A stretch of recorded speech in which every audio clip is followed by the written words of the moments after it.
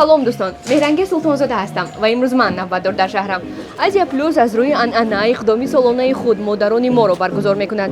در این سفر ما را شادی و خنده های صمیمی، صدای موسیقی و زمزمه سرودهای شناخته و تحفه های بی آخر انتظارند. باور نمیکنید؟ پس با ما باشید و خود شاهد این گردید.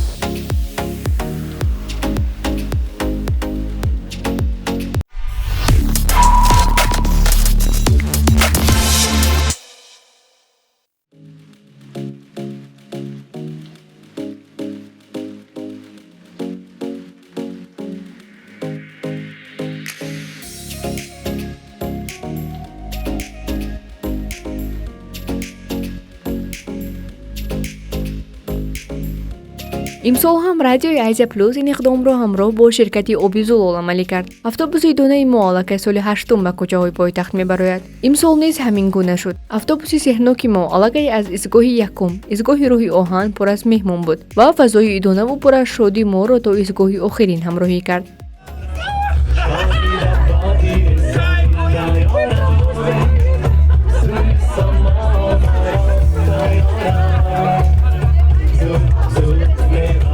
نسبت مادران، نسبت خواهران در این روزی بزرگ همه مادرای ما نه الهی رم قلبای همه ما را پر از نور الهی بگرداند و همه مادرای ما صحت سلامت باشد.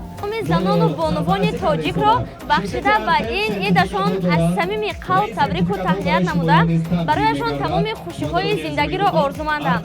من میخوام تبریک کنم همه زنان تاجیکستان را، همچون مادر، همچون بیبی، همه عمری درستیت برای همین آزیا پلوس و اون اقدام کردگیشون و همه کلام من یکم باشیشتم به حد خوشحال شدم.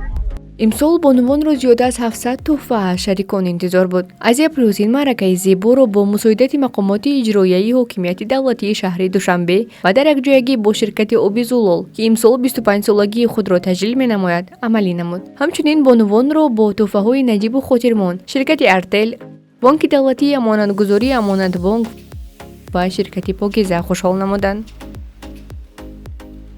Поблагодарила особенно Азия Плюс, ваших спонсоров, Оби Зулол, Нури Зулол, Амонат Банк, всех спонсоров, которые с вами сотрудничают, особенно вот Азия Плюс. Огромное спасибо и поклон вам.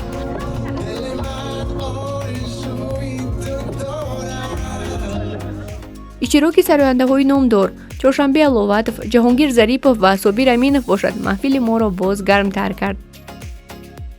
با اتوبوس آزیا پلوس شریک شدم و من از نام خودم صمیمانه میخوام همه مادران تاجیک را با روز مادران تبریک و تهنیت گفتم. برای آنها عمر دراز و از همه چیز اساس سلامتی رو خواهانم همه وقت بالای سر ما باشند. شادی و خنده های صمیمی مادران برای ما الهام و فرحی نو بخشید. ما اطمینان داریم که عنعنه های نیک باید ادامه یابند و کار خیر ما نیز سالهای سال به بانوان تاجیک خوشحالی میبخشند.